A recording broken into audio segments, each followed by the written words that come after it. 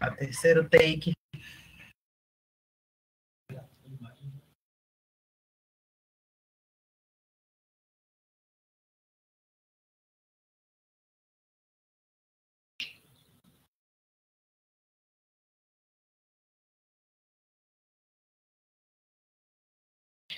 Bom dia, tivemos um probleminha técnico, mas estamos de volta para mais uma live do IFPA, dessa vez com o tema Setembro Amarelo no IFPA, Saúde Mental Importa.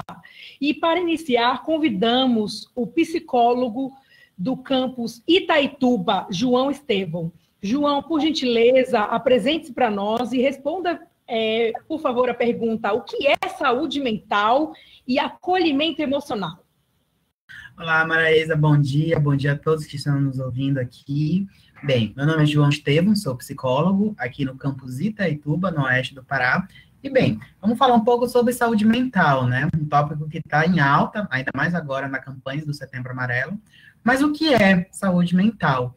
Bem, para início de conversa, a gente entende que existem várias formas de saúde, várias formas de estar saudável. E uma delas é a sua saúde emocional e psicológica. Então, saúde mental seria a sua capacidade de compreender, saber lidar com seus sentimentos, saber lidar com as adversidades da vida, boas e ruins, e saber administrar tudo isso dentro do seu psicológico, do seu emocional, que, como nós sabemos, cada pessoa tem uma cabeça, cada pessoa tem o seu sentimento, sua subjetividade. E é importante que você esteja tranquilo e saudável dentro da sua própria mente. E falando sobre o acolhimento, acolher é um ato de cuidado, é um ato de carinho, é um ato de você não julgar, é o ato principalmente de você passar um conforto para uma pessoa, e não apenas um profissional pode acolher, todo ser humano pode ser acolhedor. Então, especificamente sobre o acolhimento psicológico, nada mais é do que o atendimento para a pessoa que está em sofrimento emocional psíquico. E o IFPA, para a sua comunidade acadêmica, tem o seu projeto de acolhimento psicológico. Atualmente estamos virtual, por conta do trabalho remoto, mas nós temos aí, por exemplo, o serviço de acolhimento virtual, onde nossos psicólogos estão recebendo demandas de servidores e alunos para trabalhar um pouco sobre sua saúde mental através do acolhimento. Então, é um pouco. E agora vamos passar a fala para Fernanda Neta. A Fernanda é psicóloga do campus Belém, tá? E por que falar de saúde mental e Setembro Amarelo nesse período de pandemia da Covid-19? Bom dia a todas e todos que estão participando aqui dessa discussão, dessa live. Bom dia, Maraísa, Ramon, João. Então, assim, eu não sou psicóloga do IFPA, né? Eu sou psicóloga de um CAPS, né, que é o Centro de Atenção Psicossocial Infanto-Juvenil. Esse CAPS atende especificamente crianças e adolescentes de Belém, região metropolitana, de Belém, na verdade, né, e distritos. E aí, por que é importante a gente estar fazendo essa relação entre saúde mental, Setembro Amarelo e pandemia, nesse contexto da Covid-19, né? Tem relação? O que vocês acham aí? Vocês que estão vivendo ainda, viveram o boom do isolamento e que a gente ainda vive, né? O resquício dessa pandemia, ela não foi embora, né? Então, o que isso mobilizou nas nossas vidas, nos nossos afetos, nos nossos sentimentos, nas nossas angústias? Então, a gente precisa, sim, fazer essa correlação, porque o contexto da pandemia nos tirou de uma zona de conforto em todos os níveis, né? Nível pessoal, individual, social, político. Nós vivemos uma série de crises, né? Crise sanitária, crise de saúde pública, crise política, crise pessoal, né? Então, assim, o contexto da pandemia foi e está sendo um solo, né? Um terreno fértil para a produção de adoecimento mental, de sofrimento mental, sofrimento psíquico, né? O que a gente pode lembrar, se a gente pontuar o que aconteceu nesse período, né? A gente lidou com muitas perdas, muitos lutos, readaptação da nossa logística nas nossas casas, incertezas, né? A gente não sabia o que seria isso, como que seria, né?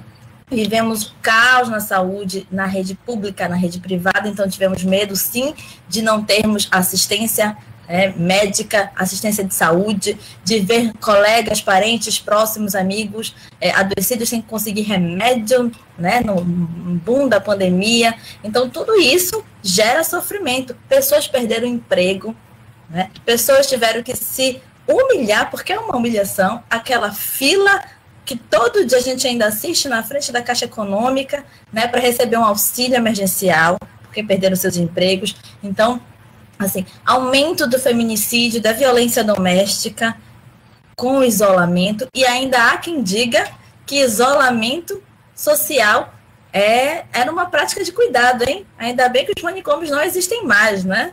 Mas então, assim, só para dizer que esse contexto da pandemia, ele trouxe, sim, muitas questões que produziram o adoecimento mental, o sofrimento mental. A gente não pode esquecer que o sofrimento mental ele é datado historicamente, sim. A gente tem lá no SUS as condicionantes sociais para a produção de saúde de doença.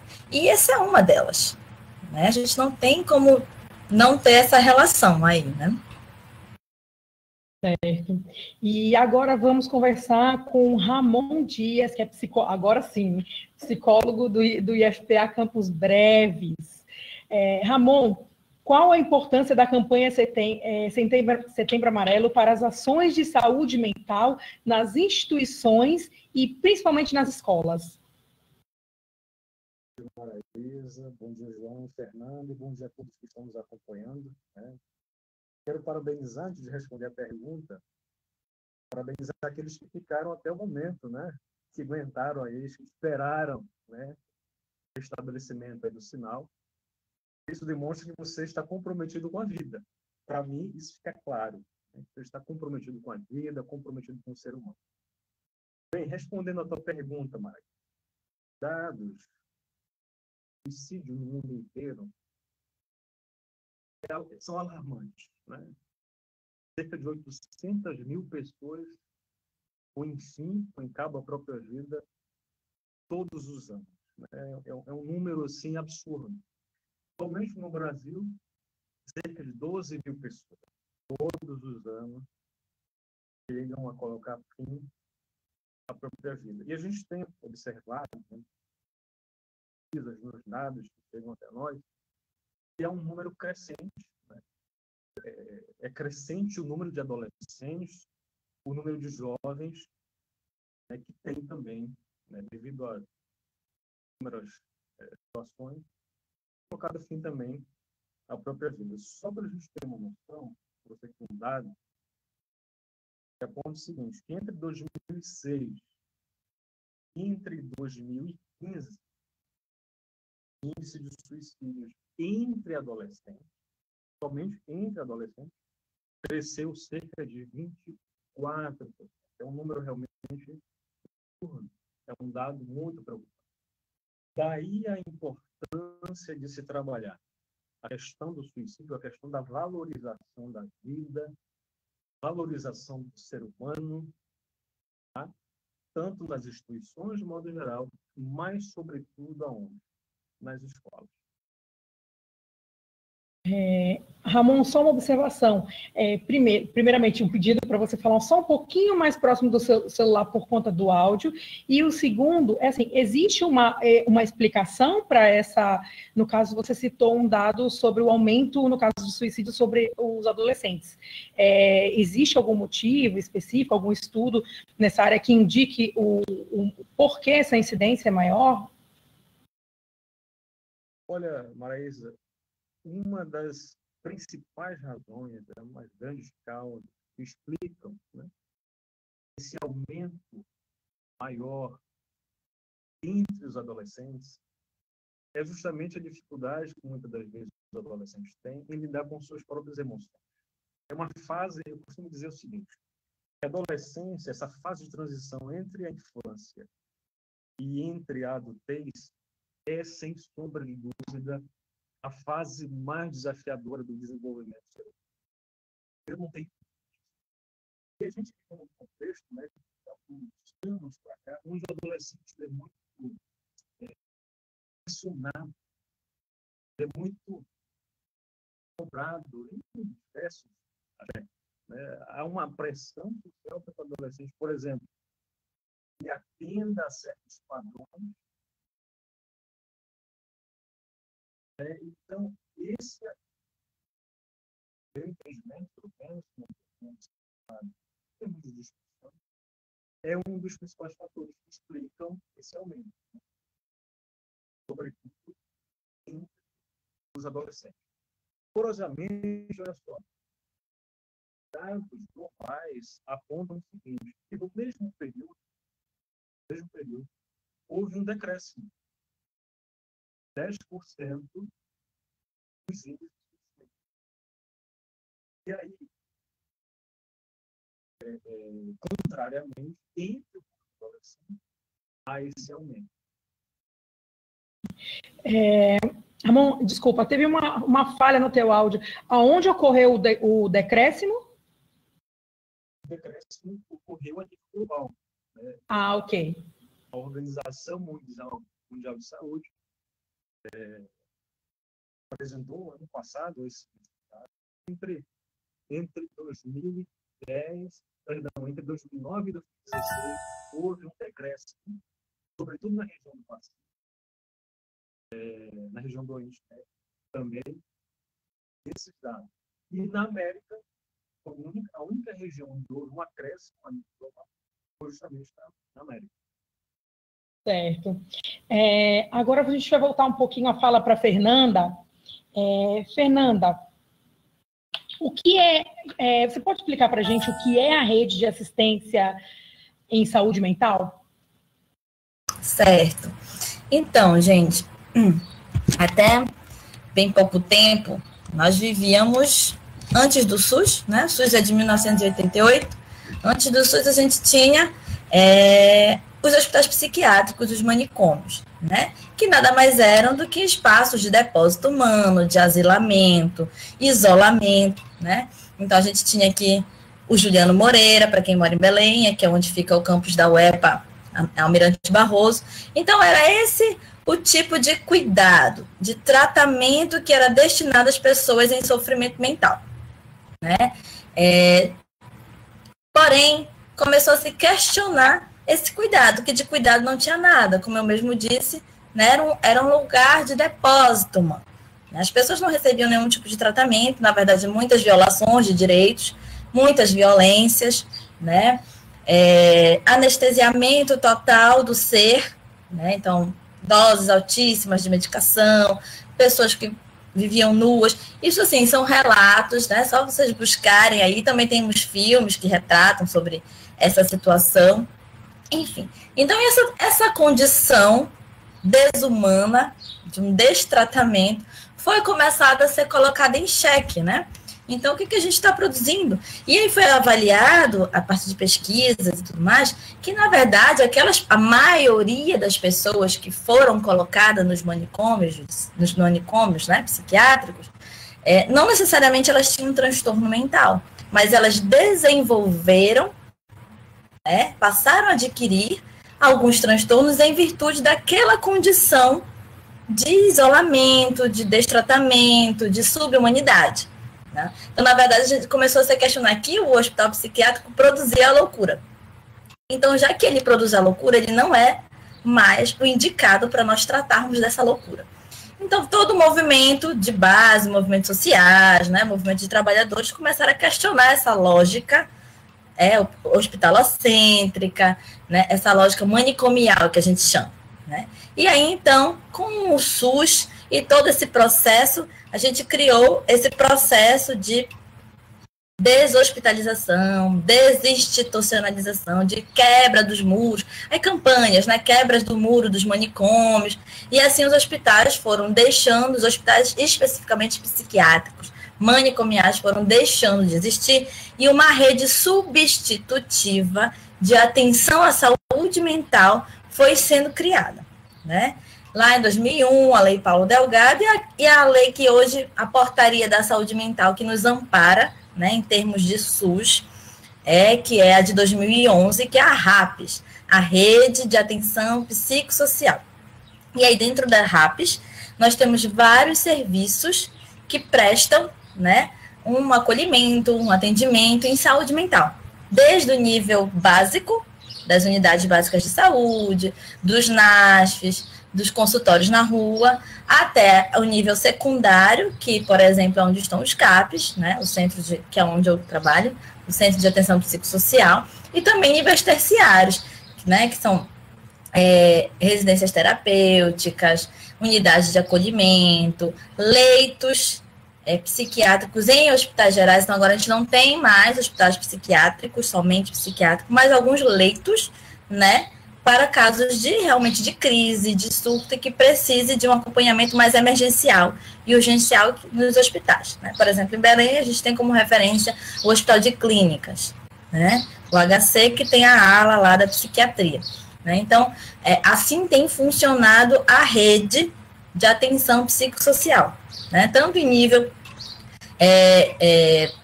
primário, quanto em nível secundário, quanto em nível terciário. Né? A ideia, a gente ainda trabalha pouco com essa, a gente trabalha tanto com a ideia de prevenção e promoção em saúde, mas quando a gente vai para a saúde mental, para a saúde emocional, né, psicológica, a gente percebe o quanto que a gente não trabalha ainda legal essa noção de prevenção em saúde mental. A gente está apagando incêndio lá quando o sujeito surta, entra em crise e é contido e precisa de uma medicação mais efetiva na ala da psiquiatria. E aí depois poucos, não todos, passam a fazer esse acompanhamento nos CAPs, que é justamente para ter esse acompanhamento para evitar esses episódios de crise, né?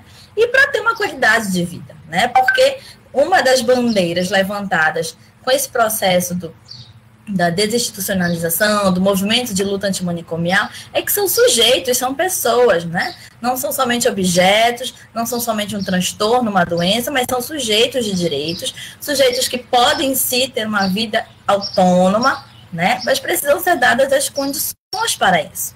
Então, a rede tem funcionado nesse sentido.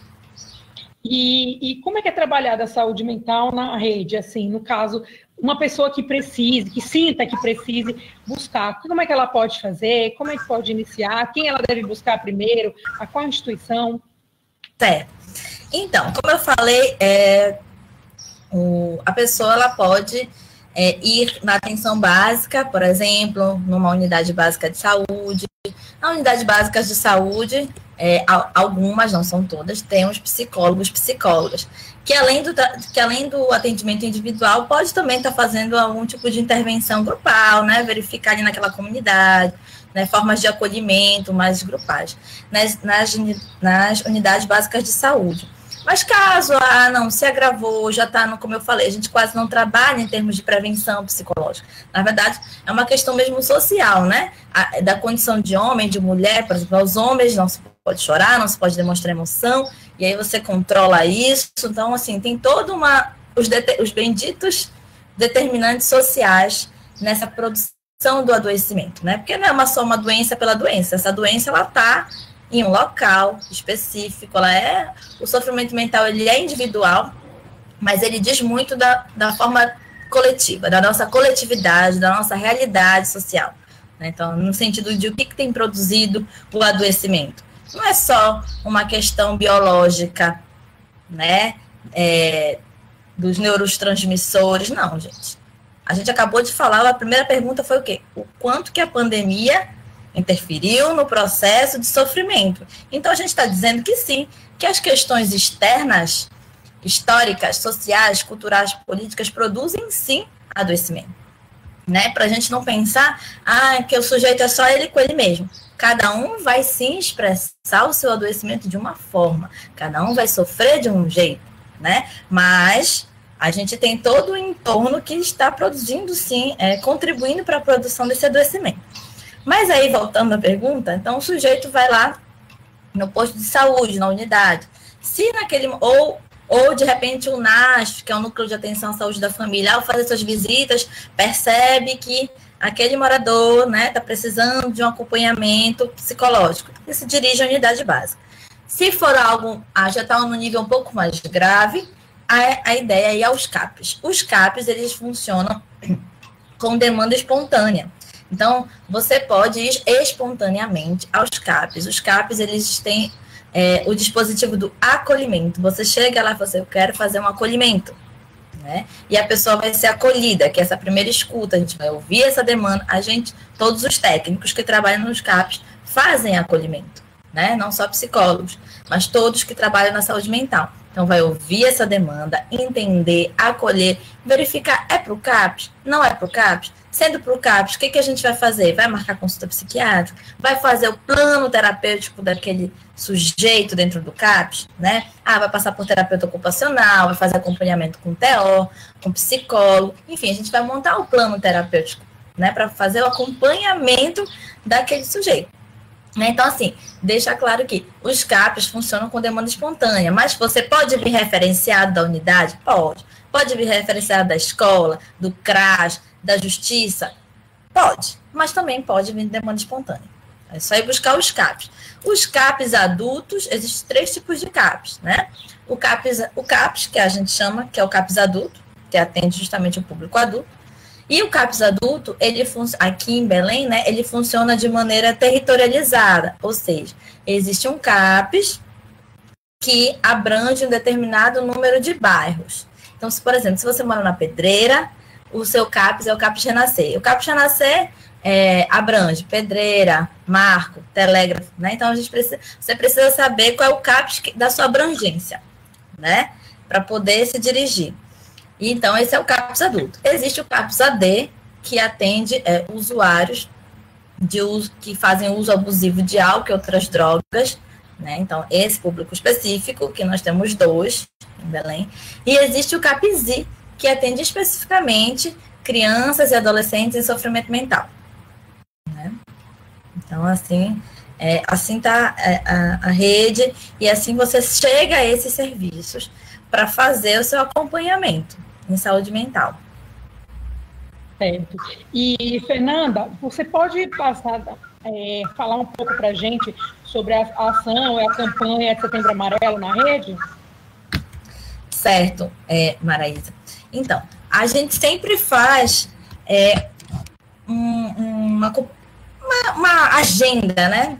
No Setembro Amarelo, em que pese no CAPs a gente não trabalhar só o setembro, né? Porque é uma demanda nossa cotidiana, diária, como o Ramon falou aqui no início, né? Essa questão dos casos de suicídio, das demandas de suicídio, realmente tem aumentado bastante essa demanda em relação aos adolescentes, né? Mas a gente tem recebido muito mais no CAPs I, que é da onde eu posso falar, a gente tem recebido muito mais adolescentes do que crianças, né? E quando chega adolescente, sempre a maioria nesse perfil de tentativas de suicídio, de autolesões, cortes, né? Enfim, dentro dessa perspectiva. E aí a gente também... então, por isso que eu falo que o nosso trabalho ele não é só do Setembro Amarelo, mas ele é cotidiano. Claro que a gente faz, já que existe essa campanha, Setembro Amarelo, nós trabalhamos com ela. Né? Em que pese agora, neste momento de pandemia, a pandemia está aí até para isso, né? Então, a gente está um pouco em suspenso com algumas atividades do Setembro Amarelo, porque o nosso carro-chefe no CAPs é o quê? Atendimento grupal. Os atendimentos grupais estão suspensos ainda, né? Em virtude desse contexto. A gente está vendo como que vai retomar esses atendimentos agora, outubro, novembro, mas até o presente momento a gente só está com os individuais, né? Então, e aí, assim, porque também dentro do CAPs é toda uma lógica. Por exemplo, eu trabalho no I, né? Então, assim, além das crianças e adolescentes, a gente faz acompanhamento grupal, de orientação, reflexivo, com os pais, com os acompanhantes, com os responsáveis dessas crianças e adolescentes, né? Então, veja, é grupo com pais, é grupo com adolescente, é grupo com criança, é muita gente. Então, justamente nesse contexto de pandemia, isso está suspenso. Não acaba que a gente sempre faz, além das atividades extramuros, né, que é sair do CAPs, para além do CAPs. Então, isso, infelizmente, está suspenso. Né? Então, a gente está fazendo o nosso trabalho de formiguinha sobre essa questão do Setembro Amarelo nos nossos atendimentos, na nossa orientação individual com os familiares, com os pais, né? Por conta dessa situação. Né? Infelizmente, nós não temos, porque assim, o CAPS é da prefeitura, ele é municipal. Existem os CAPs estaduais e existem os CAPs municipais. Né? O I, ele é municipal. Então, na prefeitura, a gente tem uma dificuldade em questão esse acesso remoto. A gente acabou de verificar isso aqui ainda agorinha, né? Então, essas instabilidades, as tecnologias, fora as pessoas, fora os usuários que nós atendemos, que também nem todos têm acesso de qualidade a essas tecnologias para que, de repente, a gente pudesse fazer, né, uma discussão aberta, enviar o link para os nossos usuários, para os nossos familiares, para estar discutindo sobre o Setembro Amarelo. Não é possível ainda. Essas são as nossas empecilhos, nossos obstáculos, né? Então, a gente está fazendo mais remotamente no nosso dia a dia, no nosso trabalho, essa campanha do Setembro Amarelo, né? Mas sempre lembrando que, na verdade, é cotidiano, é todo dia, a gente não pode falar sobre o suicídio só no Setembro Amarelo, né? A gente tem muitos casos de subnotificação, a gente não vê sendo divulgado, a não ser que sejam casos que ganhem amplo alcance midiático, né? Como, por exemplo, ano passado, houve, no mês de setembro, inclusive, na cidade de Belém, se não me engano, 2 ou 3 casos de suicídio que ganhou amplo alcance, né? Que foram pessoas que se jogaram de prédios, do shopping. Ou seja, as pessoas viram. Então, já que viram, não tinha como esconder. Mas fora esses, a gente não vê, mas todo dia tem gente se suicidando ou tentando se suicidar. Né? Se vocês forem no Renato Chaves, que é o Instituto de Perícias, e perguntarem lá a causa de morte, tem muita causa de envenenamento, enforcamento, que não são divulgadas, então parece que não existem, parece que não estão aí, né? E aí, novamente, a gente trabalha pouco com prevenção psicológica. Isso é besteira, tu vai no psicólogo, tu é louco? Você tá louco para querer ir ao psicólogo? Você está sofrendo, algo te entristece, algo não te mobiliza. Não, engole isso, segue a vida, porque a vida corre, você tem que ir mesmo, né? Engole o choro e vai. Então, assim, não é permitido as pessoas, né, a lidarem com seu sofrimento, a transparecer seu sofrimento, né? As suas angústias, enfim, lidar com os seus sentimentos. A gente não é ensinado a lidar com sentimento. Parece até que a gente não tem sentimento, né? A gente é ensinado cognitivamente, educacionalmente, para muitas coisas, mas não para lidar com as nossas emoções, com os nossos sentimentos. Então, a gente tem a gente precisa, quando eu penso em Setembro Amarelo, a gente precisa falar sobre isso, né? A gente precisa falar sobre isso, a gente precisa falar sobre o que está produzindo esse sofrimento nesses adolescentes, por exemplo, né? Então, assim, na minha vivência, não tenho como fechar os meus olhos para o quanto que chegam adolescentes lá assim, com depressão, ansiedade, a patologia, né? O que é assim, a patologia, mas a gente não está tratando só da patologia, a gente está lidando com pessoas. Então, assim, o que esse sintoma está dizendo? Né? Vamos olhar para além do sintoma. O sintoma, ok. Eu posso dar um medicamento, a pessoa pode voltar a dormir, pode lidar melhor com ansiedade, mas não vai. Remédio é muito importante, ele é um aliado, mas ele não vai retirar, né, os conflitos existenciais, essas demandas emocionais, não vai. E isso aí a gente precisa lidar, né? Então, assim, a gente precisa lidar com esse mundo que cobra demais desses adolescentes, que cobra uma perfeição, que cobra que no último ano de vestibular você sabe o que você quer da sua vida, porque isso vai definir a sua vida, então você já tem que saber o que você quer escolher, né? A gente vive numa sociedade machista, então não à toa, a maioria dos adolescentes atendidas são meninas, e todas elas trazem algum histórico de violência, seja ele de que tipo for. Então a gente precisa falar sobre discussão de gênero, de violências que afetam as mulheres, a nós mulheres, né? Então, assim, todas as meninas ou têm um histórico de abuso sexual, ou têm um histórico de violência doméstica, e eu não estou querendo dizer com isso, porque, assim, nosso público, ele é um público, sim, mais de periferia, mas não somente. Eu não estou querendo fazer uma relação causal, tá? A periferia é violência. Não é isso. O gênero está para além disso. Todas nós, em algum momento da nossa vida, nós mulheres que eu estou dizendo aqui, já passamos por algum tipo de violência. Seja na rua, um fio-fio, um abuso, enfim. Então, essas violências, elas deixam marcas sim no processo, né, de sofrimento, de adoecimento. Tá? Então, isso comparece muito nos CAPs, quando a gente vai olhar para além do sintoma. Né? A questão, a gente olha transtornos alimentares, bulimia, anorexia. Vamos olhar para isso, está ali, está presente, ok, mas o que isso também está nos dizendo? Está nos dizendo de um padrão estético de beleza que esses adolescentes fazem de tudo para tentar se adequar a esse padrão estético que é dito nas novelas, nas revistas, nas mídias sociais, em todo lugar. Então, eu tenho que me enquadrar nisso. Se eu não me enquadro, como é que faz? Ninguém vai me querer, os outros eu não vou me gostar, os outros não vão me gostar. Então, assim, eu preciso falar sobre isso. Então, eu preciso falar sobre o racismo, né? Que também chegam muitos casos de adoecimento que quando a gente vai realmente detalhar, esmiuçar os motivos desse sofrimento, tá ali o racismo, né? Tá ali aquele racismo que a gente chama cotidiano. Tem o estrutural, tem o institucional, mas tem o cotidiano. Que é aquele que diz, esse teu cabelo não presta, esse teu corpo não é legal, né? Então, isso vai se minando a subjetividade desses adolescentes, desses adolescentes, né? E contribuindo para esse sofrimento mental, sim. Fernanda, a sua fala foi uma palestra. Muito, mas assim, de forma muito positiva, porque você conseguiu abordar diversas questões que, inclusive, estão bastante em alta, né, na mídia, racismo, feminicídio, enfim, e que realmente isso tudo calhando com a questão da saúde mental. E só complementando, recentemente a gente acompanhou a matéria de questões das mães no período da pandemia, que também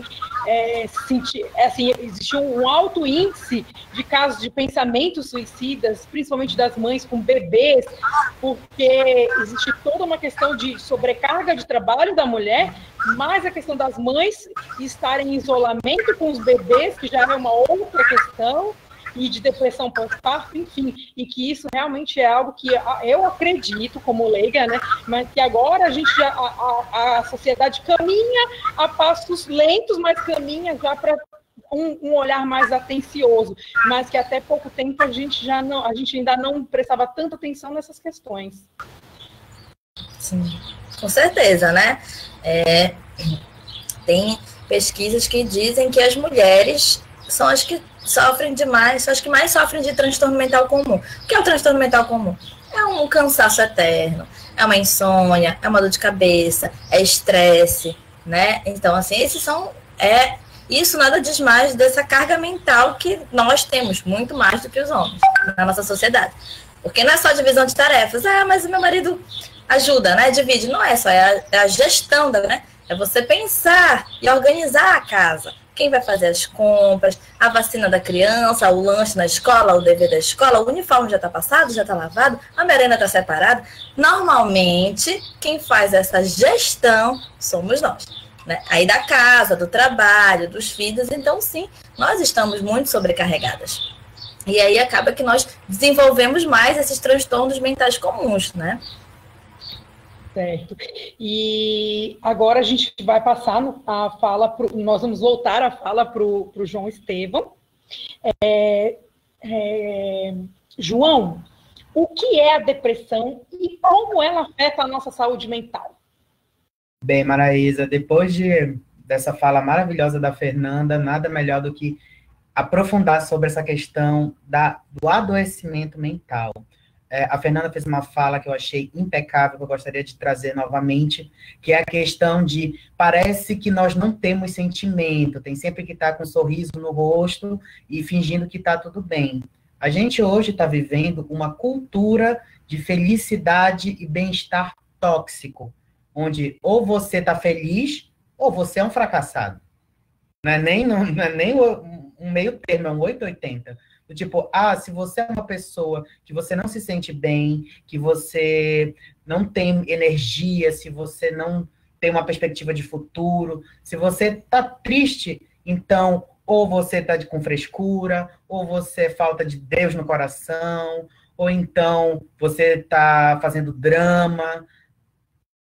Tem N hipóteses, mas nenhuma delas se importa com o real problema, que é o adoecimento psicológico.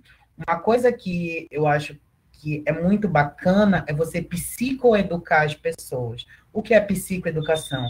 É você ensinar para as pessoas o que é psicologia e o que é emoção, sentimento e saúde mental. E por que isso é importante? Primeiro, você não vai, mesmo se você faz terapia, você não mora com seu psicólogo. Não vai ter esse profissional montado nas suas costas o dia inteiro, sabe, tentando te administrar dentro da sua cabeça. Não. Você vai ter o seu local de trabalho, você vai ter sua família, você vai ter seus amigos, e esses ambientes afetam diretamente a nossa saúde mental. E se você não está bem, eventualmente você fica até mesmo vulnerável para problemas externos. Por exemplo, você está num ambiente de trabalho onde as relações entre os seus colegas de trabalho é incrivelmente competitiva, não existe um companheirismo, é todo mundo tentando passar a perna o tempo todo para se dar bem. Como é que você vai ficar com saúde mental num ambiente desse? É muito complicado. Você pode estar fazendo sua terapia, você pode estar fazendo sua medicação, mas o ambiente é tóxico. Mas você não pode ficar triste, porque se você ficar triste, então você já não está sendo mais produtivo, você está sendo um problema, você tem que estar com um sorriso o tempo todo na cara.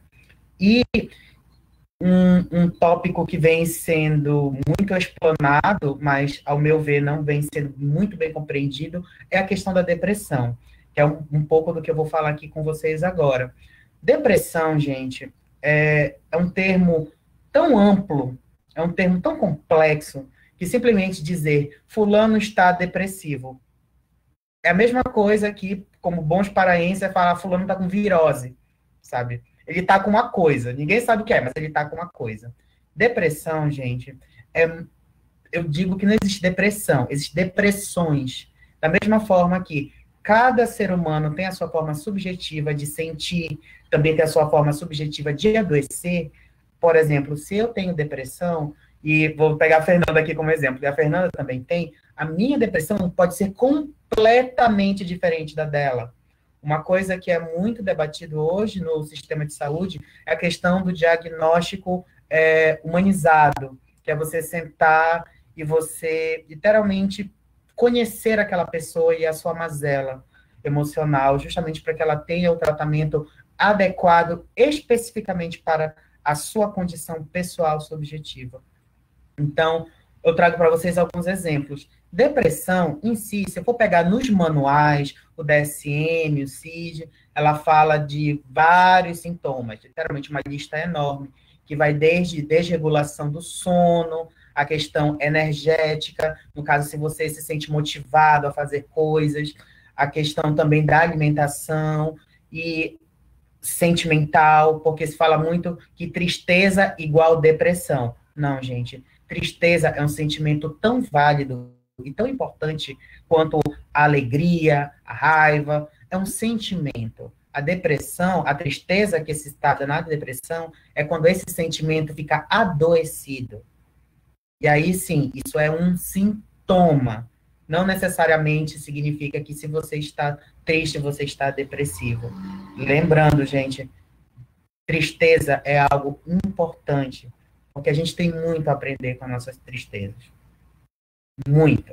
A tristeza, ela é algo não apenas importante, mas também é algo que constrói e auxilia até outros sentimentos. Uma coisa que muitos alunos, quando vêm solicitar atendimento, chegam comigo e falam, João, porque eu não quero mais sentir tristeza na minha vida.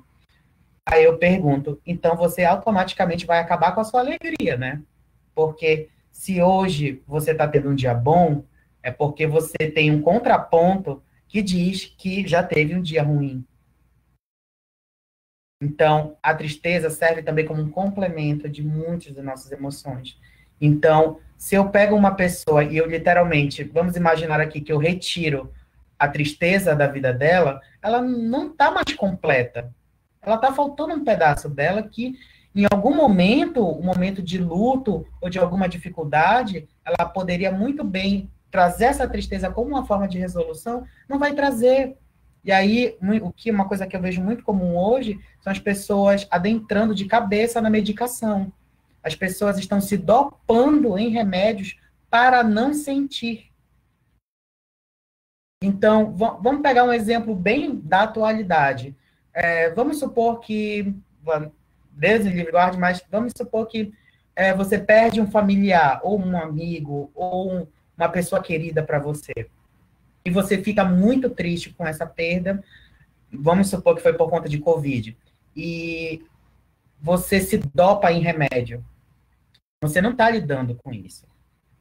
Você só está literalmente se anestesiando. E o que acontece quando o efeito do remédio passa? O luto volta, a tristeza volta. O remédio não vai trazer essa pessoa de volta. Mas o remédio, onde é que se torna importante? Quando, literalmente, administrar esse sentimento se torna impossível. Então, o que eu faço, João? Primeiramente, busque ajuda profissional. Busque psicólogos, psiquiatras, busque a rede de apoio, gente. Ela é fundamental para que você você consiga trabalhar seu sentimento.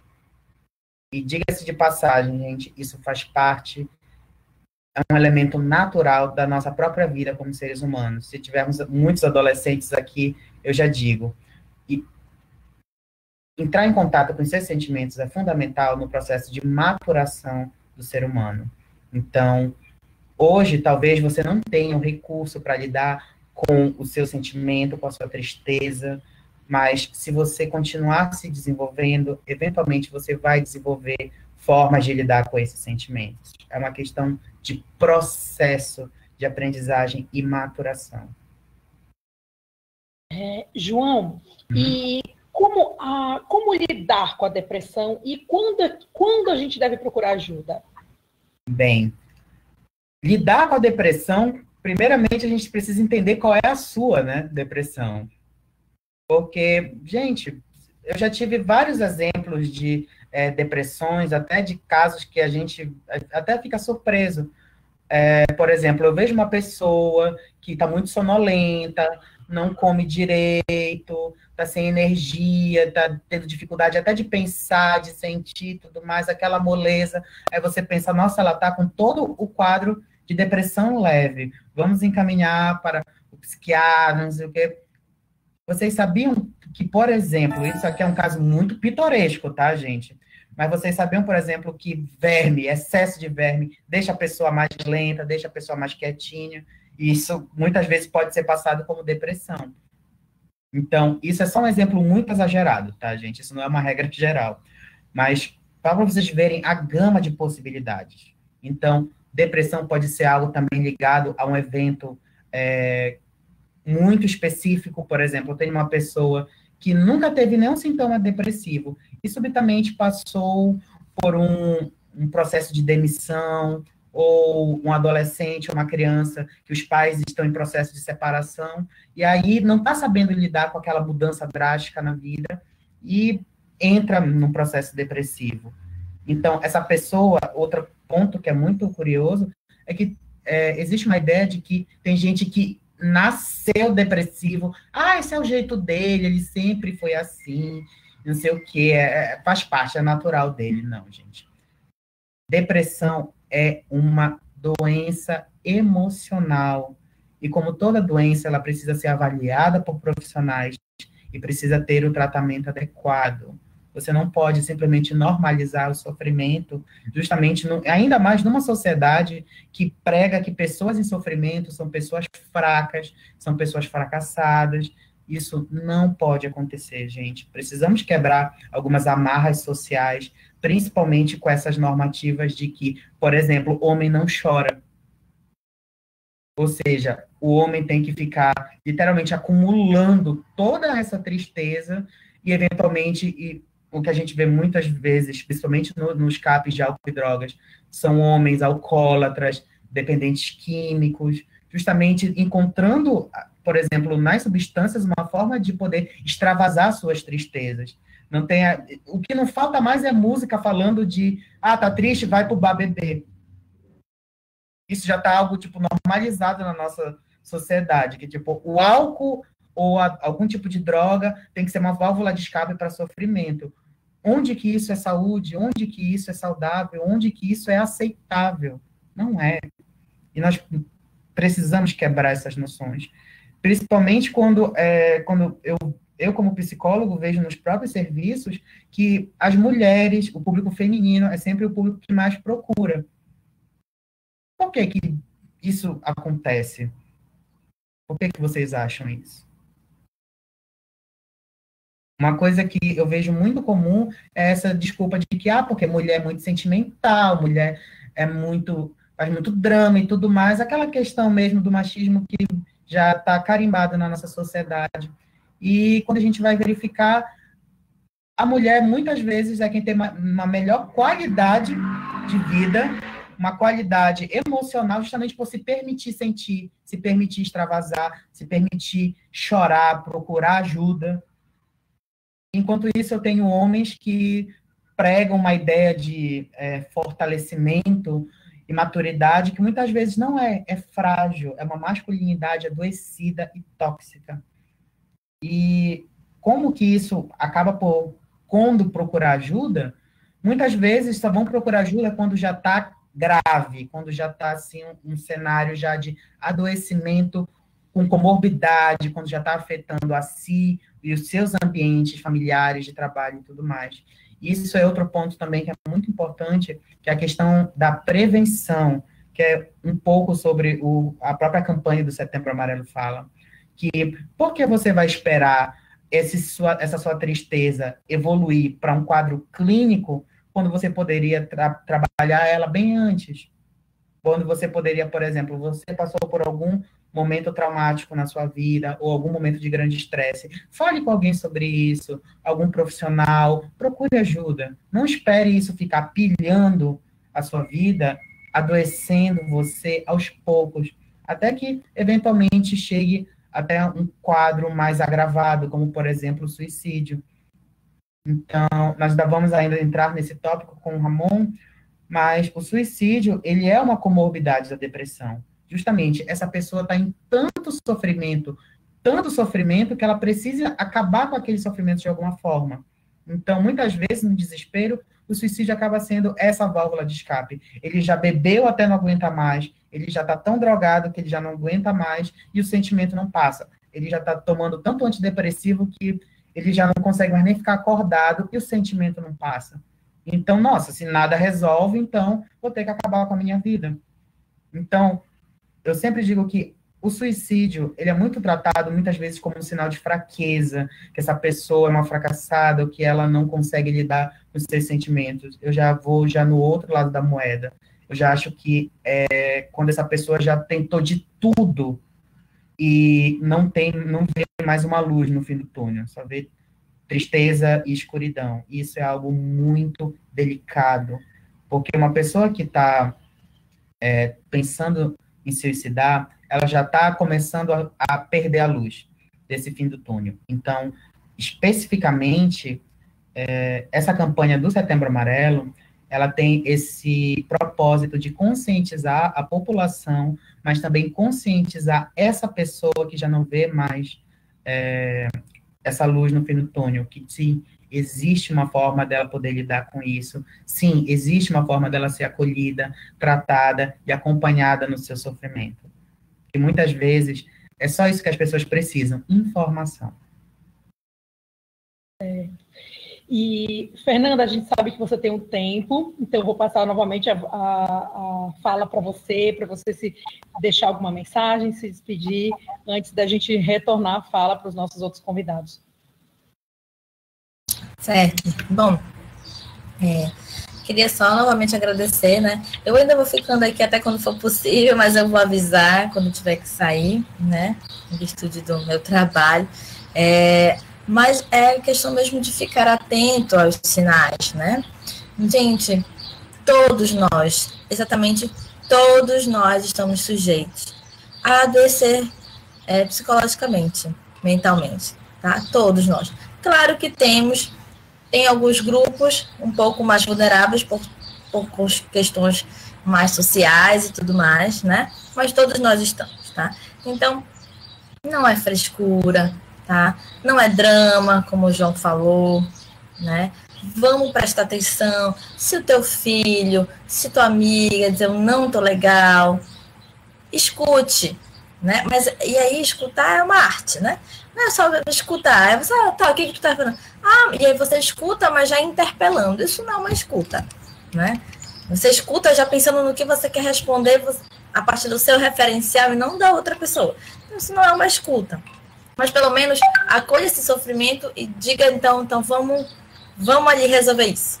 Né? Estou aqui, vamos ali resolver essa situação, né? E realmente, como o João falou, a gente vive uma tirania da felicidade, né? E falando em redes sociais, Facebook, Instagram, as fotos é só lindeza, né? Se a gente for para viver a vida de Instagram, a gente vai ficar depressivo, vai ficar deprimido. Se olhar para nossa vida, olhar para dos outros, somente por essa lente, não vai ficar legal, né? Poxa, fulano tá muito bem, eu tô aqui. A grama do vizinho é sempre mais verde, né? Então, realmente, ter esse cuidado, né? Eu acho muito interessante a fala do João, da tristeza, porque parece assim, a gente não pode sentir tristeza. Eu gosto muito do filme Divertidamente, né? Quem ainda não assistiu, que assista. Né? Para todas as idades.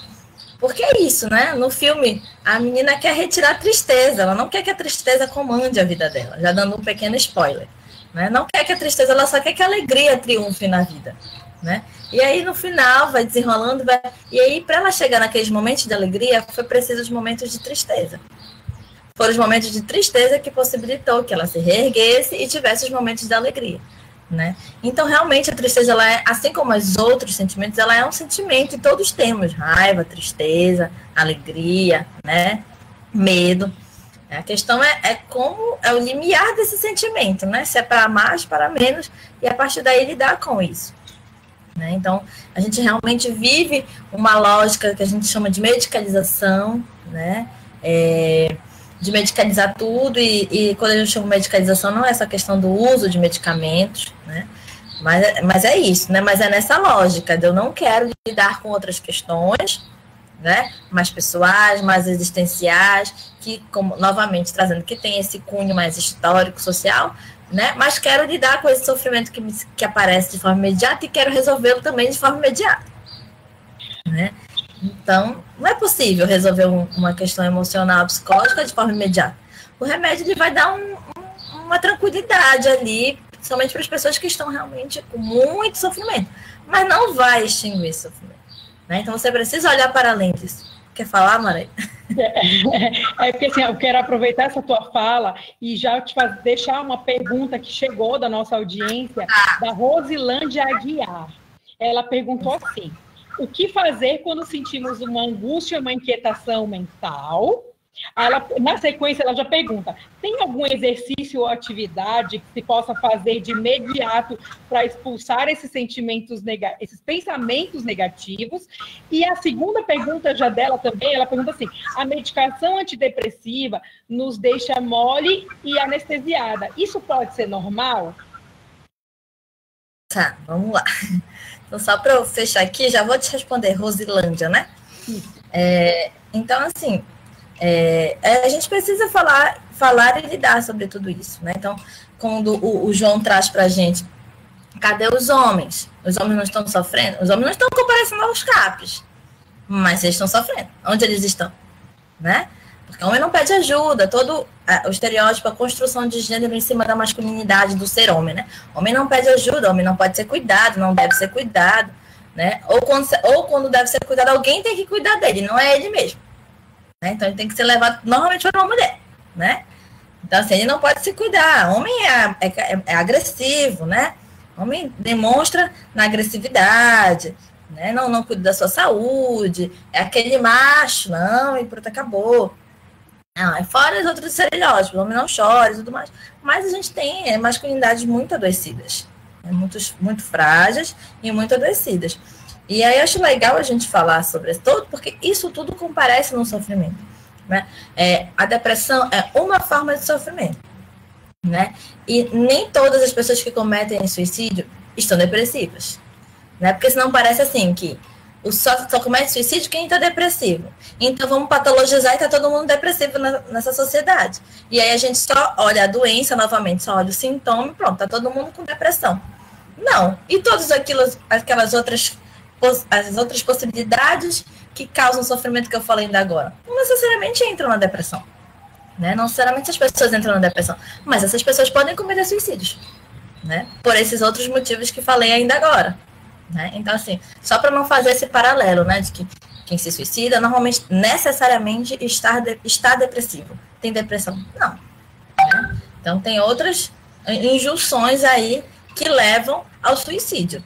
Né? Assim, se a gente for pegar, claro, isso é muito tempo atrás, mas antigamente, muitos escravos se suicidavam para quê? Porque estavam depressivos? Não, para não se submeter àquela exploração das suas vidas, dos seus corpos, e se suicidava. Era melhor se suicidar do que viver daquele jeito, né? De exploração. E aí, transpondo para a nossa contemporaneidade, a gente pode pensar que outras formas de existência humana estão aí que para essas pessoas não é mais interessante estar no mundo, né? Diante de tantas questões, né? Você mencionou a questão do trabalho, né? Há pouco, do ambiente de trabalho. Poxa, tudo isso que está acontecendo aí, essas mudanças no mundo do trabalho, tantas incertezas e fragilidades, né? De carteira assinada, de isso, e precarização de trabalho, isso tudo gera angústia, gera sofrimento mental, né? Enfim, então, só para a gente ampliar essa noção, a gente não ficar só na patologização, né? Mas expandir o nosso olhar quando a gente está falando de sofrimento mental. O sofrimento é uma expressão, né? O sofrimento é uma expressão, e que diz de várias coisas que estão acontecendo no mundo, na vida familiar, na vida social, né? Que aparece, às vezes, como um sintoma, né? E, às vezes, como um ato em si de se matar, né? Mas... então, pensando um pouco na pergunta da Rosilândia, bom, Rosilândia, os medicamentos, né, os remédios psiquiátricos, né, antidepressivos, ansiolíticos, antipsicóticos e tudo mais, eles têm uma janela de funcionamento no organismo. Então, assim, eles demoram para fazer o efeito que se espera deles, normalmente de 15 dias a um mês, dependendo de cada organismo. Eles podem gerar efeitos colaterais, né? Efeitos que a gente chama de efeito rebote, ou seja, aquilo que ele deveria amenizar, ele piora. Então, por isso tem que estar atento, porque aí tem que estar em conversa, né, com o médico que te passou a medicação. Não necessariamente para você, mas o médico que passar a medicação para as pessoas, né? Tem que ir avaliando, porque não é porque o Aldol serve para o fulaninho que ele vai servir para o meu da mesma forma, para o meu organismo da mesma forma, né? Então, tem essa interação medicamentosa com cada organismo, e sim, alguns medicamentos deixam a pessoa mais letárgica, né? Deixam as pessoas mais anestesiadas, mais lentas mesmo. Então, é por isso que a gente também tem que avaliar, né, a medicação com outras formas de intervenção psicológica, outras formas de cuidado, né, que não só psicológica, outras formas de cuidado e saúde mental, para que você tenha a sua qualidade de vida, né? Porque a gente se tocou, ok, você, nesse momento da vida, você está passando por um sofrimento. E nesse momento da vida, você precisa usar de medicação. Mas você ainda quer ter uma qualidade de vida. Você não quer ficar o dia todo morgando na cama, sem ânimo, não. Então, é uma interação. E por isso que a gente sempre alerta que não se retire, não se inicie e não fique nesse jogo, né? De retirar e tirar a medicação. Eu iniciei a medicação, tô melhor, vou tirar. Não, gente. São remédios fortes, né? Como eu disse há pouco. Então não dá para ficar... Não é um paracetamol, né? Não uma nimesulida, que você tira e põe ao seu bel prazer, né? Porque senão não vai fazer o efeito, vai ter muitos efeitos colaterais, efeito rebote, e o seu organismo vai sofrer com isso, né? Então, remédio psiquiátrico, não é à toa que ele é tarja preta, né? Então, ele é forte, ele não pode ser usado indiscriminadamente, tem que ter um acompanhamento, né? Mas sim, os remédios, eles podem ter esses efeitos, né, colaterais, né? Questões de cuidado de saúde mental, como retirar alguns pensamentos, né? Assim, infelizmente, a gente não tem uma receita de bolo. Gostaria muito de dar uma receita de bolo para as pessoas que estão em sofrimento. Faça isso, medite, respire, né? Você vai de acordo com com o que faz sentido para a sua vida, de acordo com o seu tempo, né? De acordo com a logística do teu cotidiano, encontrar aquilo que vai te dando um certo prazer, né? Então, para alguns é leitura, para outros é meditação, respiração, dançar, fazer atividade física, mas sempre lembrando, né? O nosso corpo ele é um todo, então, no geral, a atividade física ela é boa, faz bem, né? Você esparecer de outras formas. Então, assim, existem várias formas de cuidar de saúde mental, né? E tentar ver o que naquele momento faz sentido para você na sua vida e o que é possível também. Né? Não adianta eu falar, se matricula na yoga, se matricula não sei aonde. Ei, mas ela não tem dinheiro nem para ir para o ônibus, Adinas. Então vamos lá, vamos voltar aqui. Né? Vamos rever isso daí. Né? Esse plano, esse projeto terapêutico. Né? E a angústia é a angustia mesmo, né? O nome já diz. E faz parte da vida a gente se angustiar. Né? É o que, de alguma forma, é um pouco da lógica lá da tristeza que o João comentava. Faz parte da vida a gente se angustiar, e porque essa angústia ela vai mover a gente para algum lugar. Né? Ela tá ali, se ela tá ali é porque ela tá dizendo que algo não tá legal. Né? Tá sinalizando que algo não tá bem na minha vida. Então, talvez seja o momento de parar, pensar um pouco, refletir, se perceber e ver o que essa angústia está dizendo aí da tua vida, de que algo que não está legal. Não é só eu extinguir os pensamentos negativos, senão a gente vai entrar na mesma lógica lá do remédio, né? Vou tomar o remédio para não pensar mais. Mas, pera lá, uma hora essa angústia ela vai voltar. Né? Então, acho que é o momento de parar e ver o que é isso que está mobilizando, o que é na minha vida que não está legal realmente, mas é aquele momento que a gente pouco tem de parar e ter o nosso momento conosco.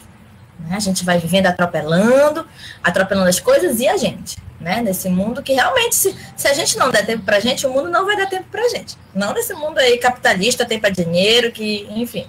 Né? Então, a gente tem que ter esse momento mesmo de escuta consigo. Algo está sendo sinalizado algo está sendo sinalizado. Precisa verificar o que é que está sendo sinalizado. Né? E, assim... João, acredito que a conexão do Ramon caiu e até agora ele não retornou, então a gente vai voltar para você com a pergunta da nossa audiência. Sim. O William Martins, ele é estudante do campus Cametá, e ele mandou a seguinte, eu vou ler a reflexão dele, tá? Ele diz que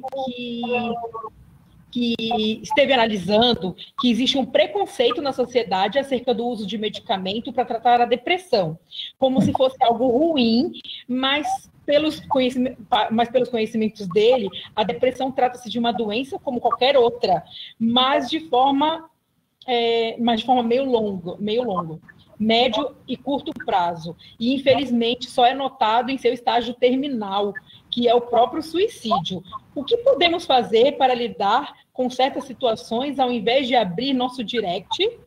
Devemos aconselhar a pessoa a procurar apoio psiquiátrico adequado, tendo em vista que a gente pode piorar a situação daquele indivíduo?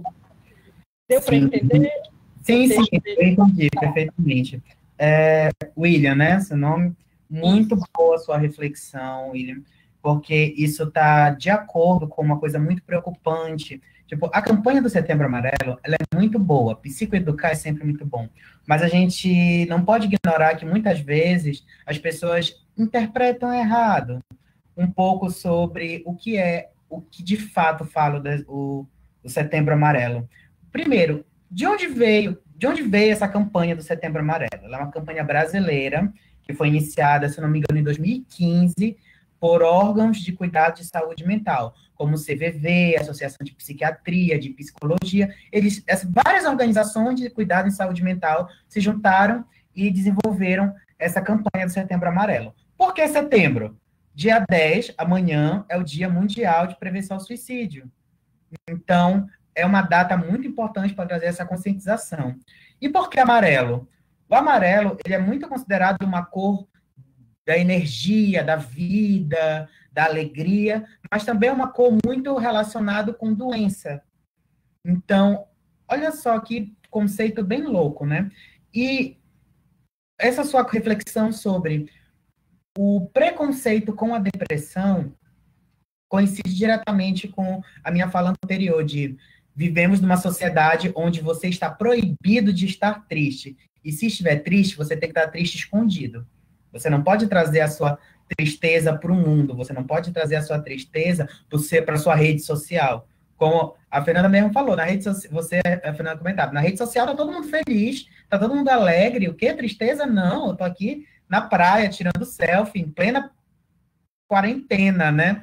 Então, isso tudo não abre um espaço para que você possa conversar sobre justamente aquilo que ninguém, não digo que ninguém quer, mas ninguém se propõe, que é falar sobre a tristeza.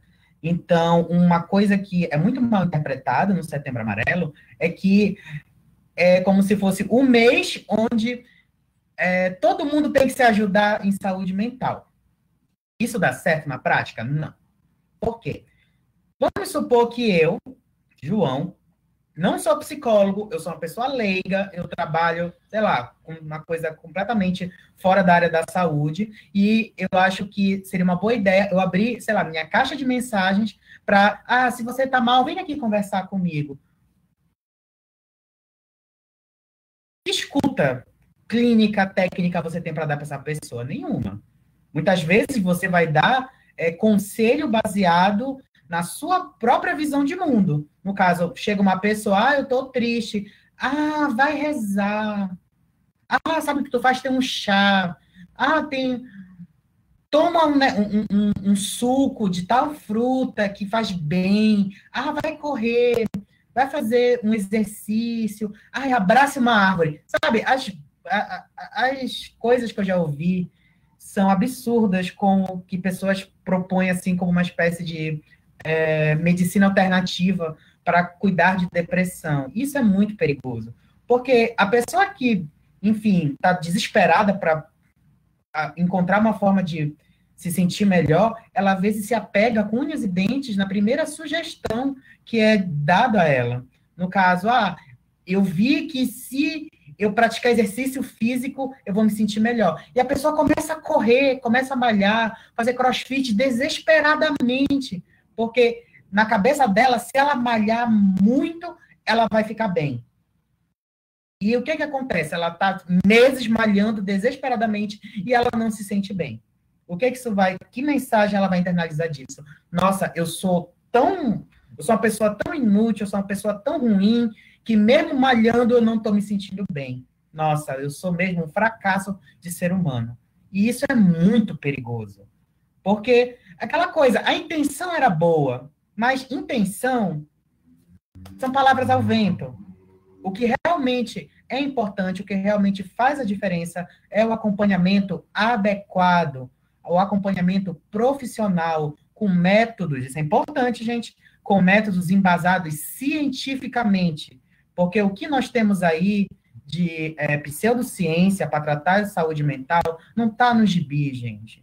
Isso vai da constelação familiar até o coach, até dentre várias práticas de pseudociência muito perigosas para trabalhar a saúde mental. Muitas vezes administrada por pessoas que nem formação em área da saúde têm. Então, além de ser caracterizado também como exercício legal de profissão, isso é muito delicado porque esses métodos acabam causando prejuízos irreversíveis na saúde mental dessas pessoas. Então, é importante que as pessoas busquem o atendimento adequado. E como trazer essa conscientização para essa pessoa que, de fato, busca o profissional? Por exemplo, se alguém com sintoma depressivo entrou em contato com você, um amigo, um familiar, um conhecido, nossa, fulano, eu estou muito mal, o que eu faço, não sei o quê. Não pense duas vezes, diga para essa pessoa, você precisa de ajuda profissional. Mas quem eu procuro? Procure, primeiramente, a rede de apoio.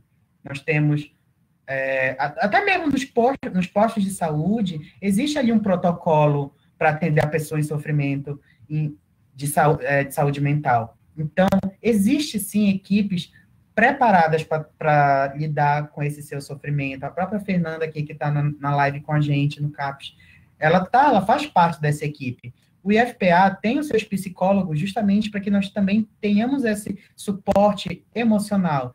Se você, estudante que está aí, deixa se no seu campus ter um psicólogo. Se você não está se sentindo bem, fale com ele. O nosso trabalho é esse, é atender os nossos alunos, é atender os nossos servidores. Então, se você tem um psicólogo, mas no meu campus não tem, existe algum psicólogo de outro campus que pode fazer esse serviço para você. Isso faz parte das nossas atividades. Se eu tenho, por exemplo, eu estou aqui em Itaituba e, sei lá, Altamira não tem psicólogo, os estudantes de Altamira podem entrar em contato comigo para buscar atendimento. Isso é algo que o Instituto dá para a comunidade acadêmica. Mas eu não estudo no IFPA. Bem, cabe, então, ao governo público proporcionar estrutura para que você tenha esse atendimento. Então, traga primeiramente para essa pessoa a noção de que ela não está sozinha e que existem profissionais adequados para ela ser atendida. Então, falar sobre depressão não é algo que as pessoas têm que ter medo, não é um sinal de fraqueza, é uma doença como qualquer outra, e como qualquer doença, ela precisa ser tratada adequadamente. Certo. Espero que eu tenha respondido a sua pergunta, William. Sim, sim. E tem uma pergunta que eu vou deixar aqui no ar, e aí vocês, algum dos dois pode me apontar quem é que pode esclarecer para a gente, ou quem gostaria de responder, tá? Que é para a gente falar um pouco em que contexto surgiu a campanha do Setembro Amarelo, no contexto, no caso, contexto histórico, né? A campanha de prevenção ao suicídio no Brasil, em que contexto essa campanha surgiu, historicamente?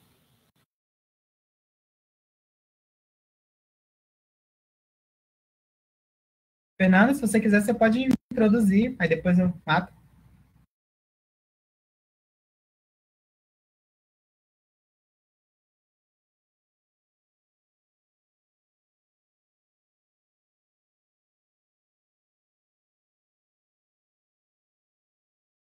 Fernanda, você está sem áudio.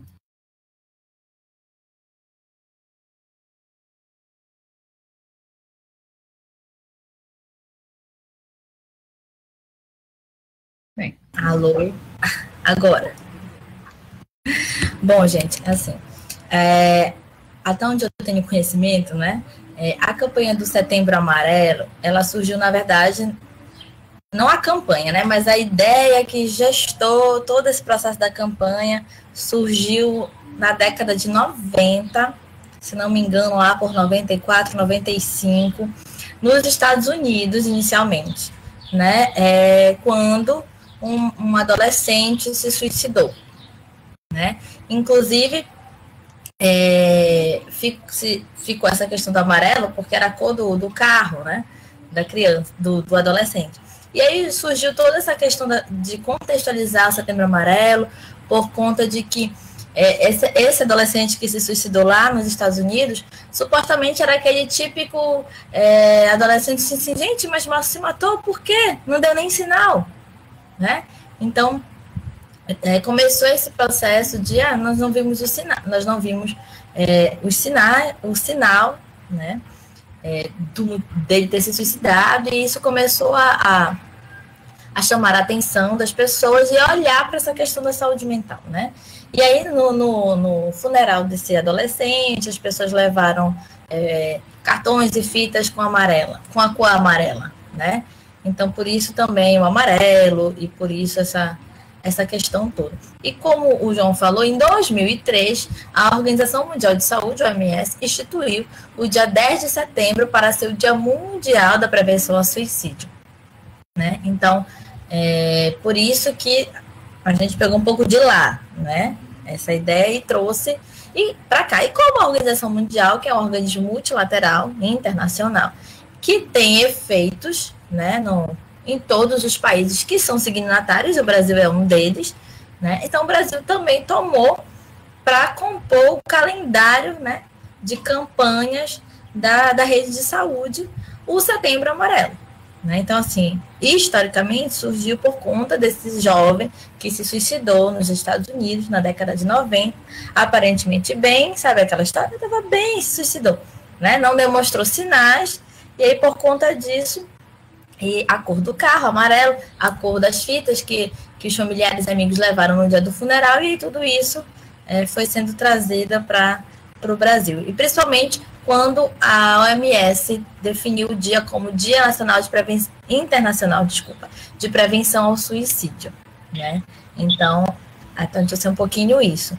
Eu só queria retomar brevemente a fala não, né? Mas a pergunta do William, que é assim, gente, existe uma diferença muito grande entre você aconselhar e você estar disponível para escutar e ajudar, né? Uma coisa é alguém te dizer, não estou legal.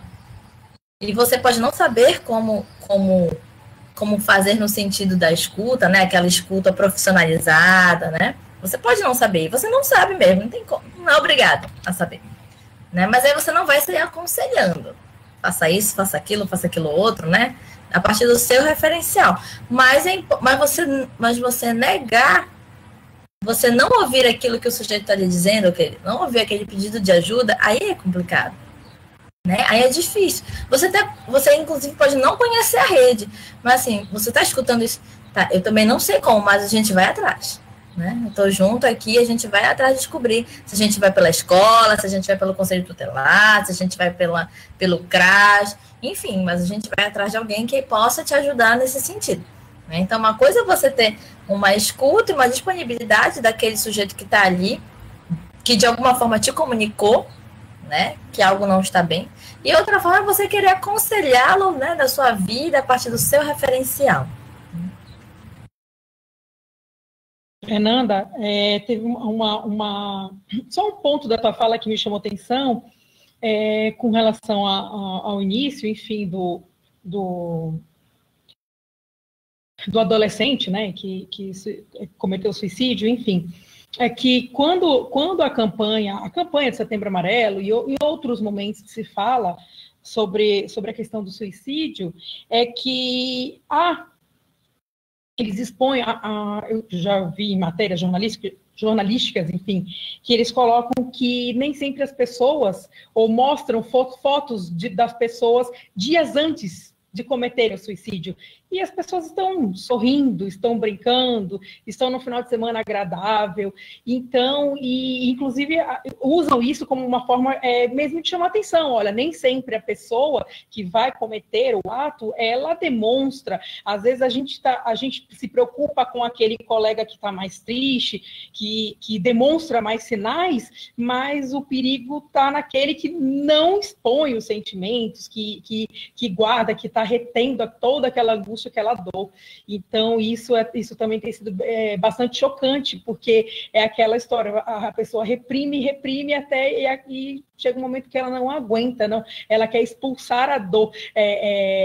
De forma leiga, é o que a gente lê, né? Que nem sempre a pessoa ela não quer se matar, mas ela quer tirar aquela dor que ela sente, né? E a única forma que ela consegue enxergar é essa.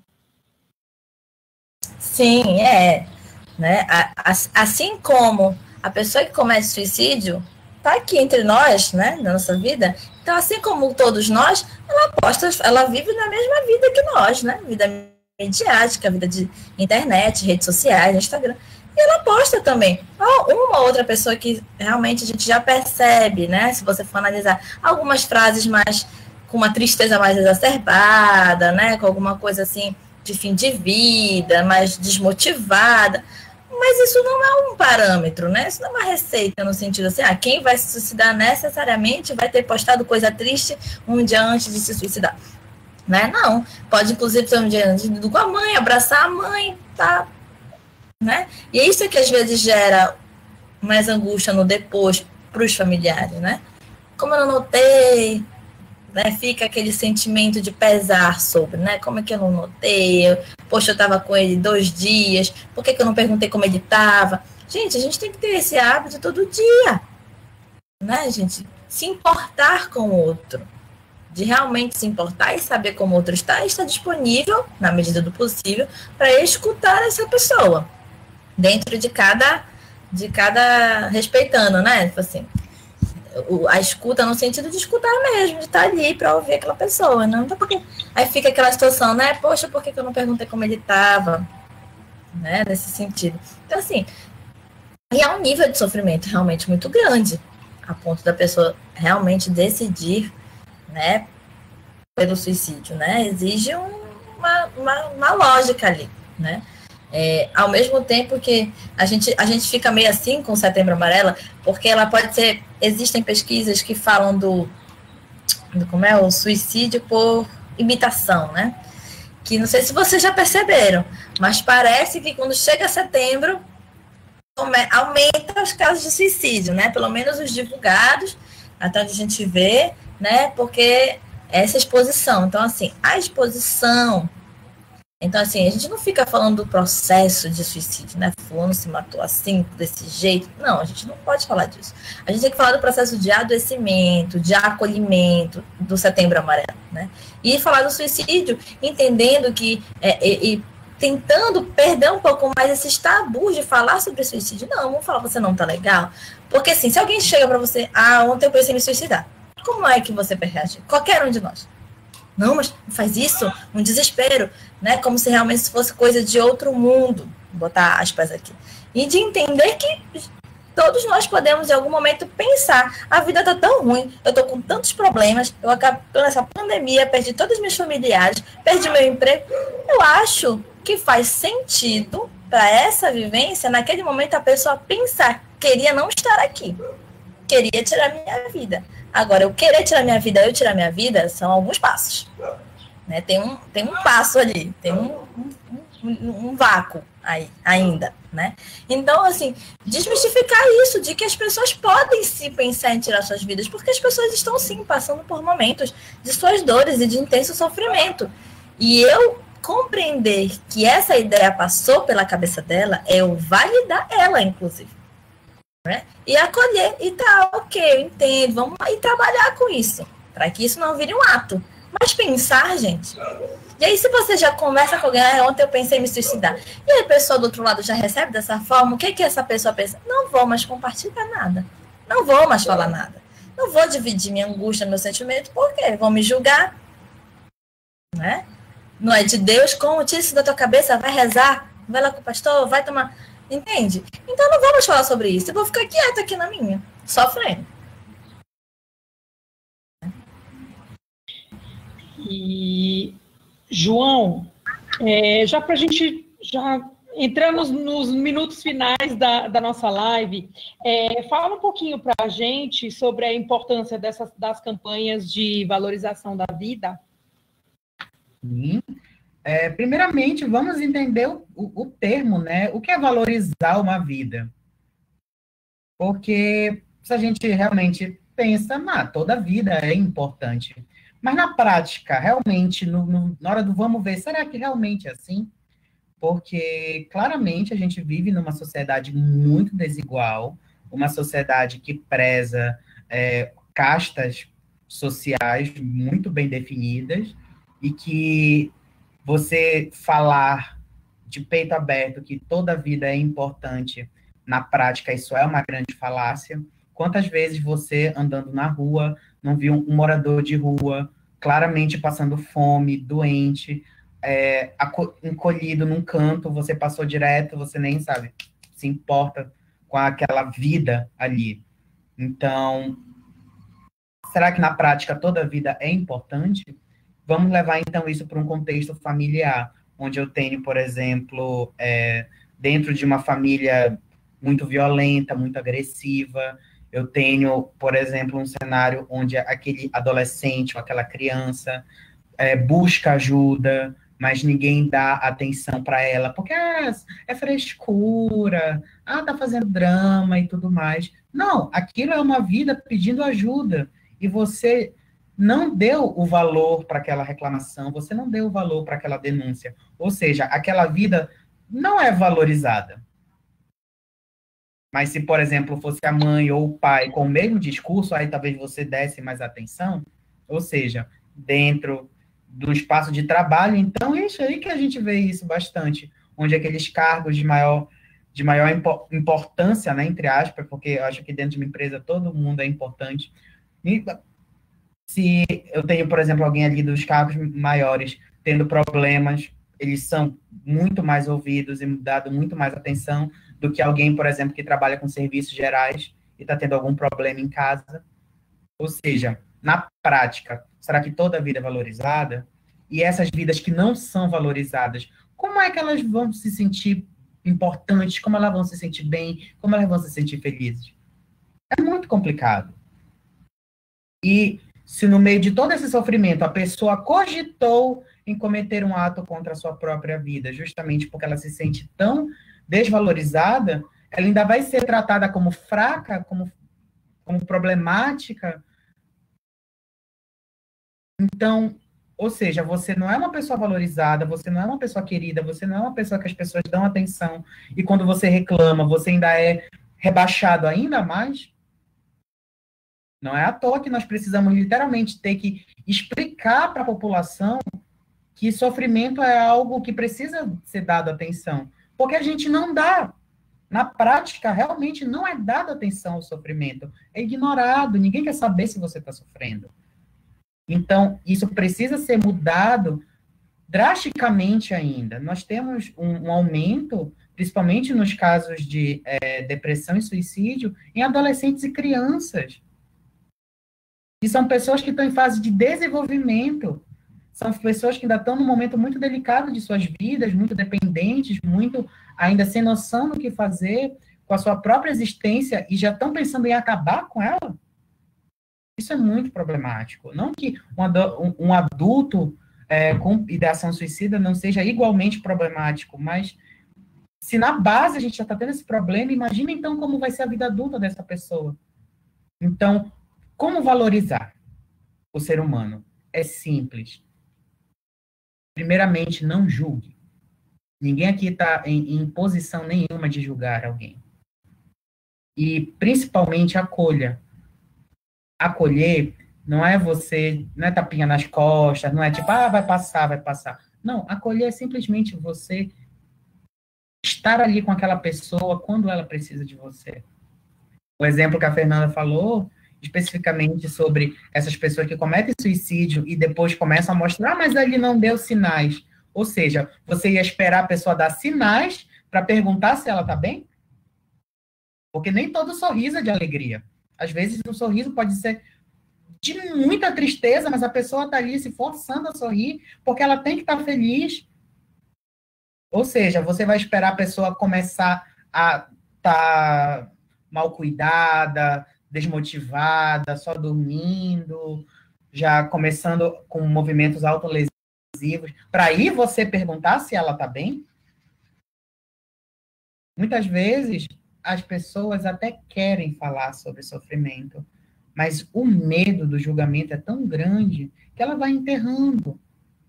E eu acho que, de todos esses cenários plausíveis que eu apresentei aqui, eu acho que você, que está aqui nos ouvindo, tem que ser a última pessoa que esta pessoa em sofrimento deve ter medo de conversar. Um amigo, uma mãe, um pai, um colega de trabalho. Não seja uma pessoa que outra pessoa em sofrimento tenha medo de falar. Seja sempre essa pessoa que pode acolher, que pode encaminhar essa pessoa para um atendimento adequado. Ok. Então, agora vamos pedir para a Fernanda proferir sua fala final e já se despedir da nossa audiência para a gente fazer o encerramento da live.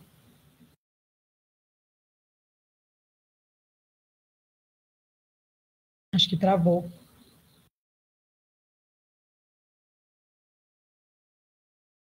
João, então se despede de você e depois a gente retorna com a Fernanda, só para ela se despedir. Sim. Bem, gente, primeiramente eu queria agradecer esse momento. Eu acho que é muito importante psicoeducar, é muito importante a gente falar sobre Fernanda, tá aí? Enfim. Nesse momento, acima de tudo, precisamos falar, mas precisamos, acima de tudo, ouvir sobre o sofrimento. E esse cenário atual, que nós estamos falando de pandemia, de Covid e tudo mais, é muito delicado, principalmente porque muitos serviços não estão funcionando, muitos serviços suspenderam suas atividades justamente para que seja respeitado a questão do distanciamento, que é muito importante, mas, acima de tudo, é importante que a gente saiba, que a gente tenha conhecimento que existe, sim, formas e serviços que podem estar aqui atuando para a sua saúde mental. E eu queria aproveitar também essa minha fala final e dar alguns avisos muito importantes, principalmente para os nossos alunos, servidores do IFPA, que está sendo lançado hoje nossa coleção de e-books, livros eletrônicos, que estarão disponíveis no site do IFPA. O título dos nossos livros são Orientações Psicológicas para Tempos de Pandemia. São 3 volumes, gente. 1, 2 e 3. Esses e-books foram confeccionados pela equipe de psicólogos do IFPA, e psicólogas também muito importantes, e onde são trabalhados lá vários temas, como ansiedade, a depressão, até algumas instruções de como você se sentir bem, ou minimamente bem, na medida do possível, durante os tempos de pandemia e também na sua quarentena. Apesar de que a quarentena já está sendo flexibilizada em muitos municípios, mas em outros ainda não. Então, é uma leitura que eu acho que é muito importante nesse cenário atual que estamos, não somente para hoje, nesse mês específico de setembro, mas até o tempo que for necessário durante a pandemia do Covid-19. Também queria fazer, só um momento, Maraísa, também queria fazer um agradecimento a todas as pessoas que auxiliam nós, psicólogos, a Proem, todos os nossos colaboradores que desenvolvem essas atividades junto com a gente. Também gostaria de fazer um agradecimento a todas as psicólogas e psicólogos do IFPA e também todos os profissionais da saúde mental, psiquiatras, trabalhadores do CAPES, da rede de apoio, tanto pública quanto privada, que estão aí nessa linha de frente do Setembro Amarelo, trabalhando esse tema tão importante da saúde mental. E em nome da equipe da comunicação do IFPA, gostaria de agradecer a você, ao Ramon, que infelizmente não conseguiu retornar, e a Fernanda também. Fernanda, a conexão dela caiu, acredito, também não conseguiu retornar, mas enfim, Fernanda, muito obrigada, foi muito esclarecedora a sua fala, e também ela abordou temas bastante discutidos hoje, bastante em voga na internet, e com essa fala, nós também vamos fazer uma publicação, já lançando os e-books, viu, João? A gente vai fazer uma publicação, e aí todo mundo vai poder baixar esses e-books. E é isso. Uma boa tarde a todos, um bom almoço e obrigada. Um beijo, gente. Se cuidem e procurem um profissional para cuidar da sua saúde mental, sempre.